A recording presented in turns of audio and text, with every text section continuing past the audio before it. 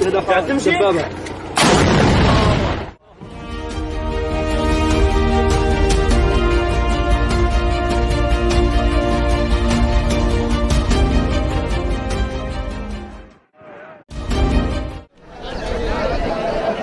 the beginning of 2021, the war in the Tigray region of Ethiopia, then more than a month old, had forced tens of thousands of people to flee across the border to Sudan.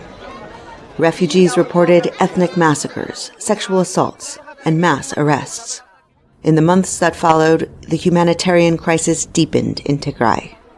More than 1 million people were displaced inside Ethiopia.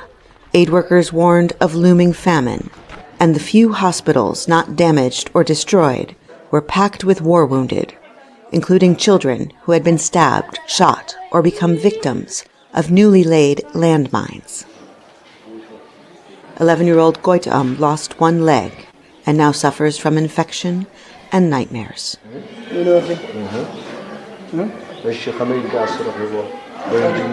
I wasn't there. He was behind our home taking the goats to graze, and then he stepped on the landmine. War broke out in the Tigray region in late 2020 between the federal government and local Tigrayan forces. The war quickly expanded to include other regional forces, allied on both sides, and included Eritrean forces fighting with the government. Both sides have been accused of massacres, torture, and other atrocities. Federal Ethiopian and Eritrean forces have also been accused of systematic mass rape. Hundreds of women and girls have come forward, and aid workers say many, many more have not.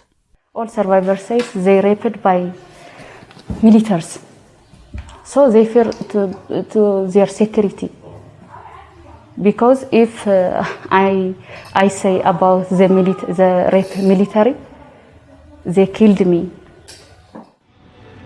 A national election in June re-established the authority of Ethiopian Prime Minister Abiy Ahmed, a Nobel Peace Prize winner, who then had control of the Tigray region. About a week later, Tigrayan forces recaptured the region and the war escalated, now engulfing many areas beyond Tigray. Abiy has vowed to crush his enemies. On December 17th, the United Nations voted to investigate abuses by both sides of the conflict, including the reported mass detention of as many as 7,000 people allegedly sympathetic to Tigrayan interests, among them 9 UN workers. In the battered Tigrayan countryside, many say they have seen so much tragedy, they no longer fear arrest.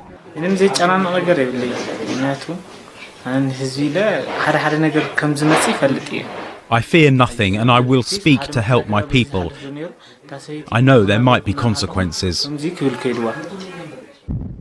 Mass graves litter the northern Tigray region as massacres continue there and in neighboring regions.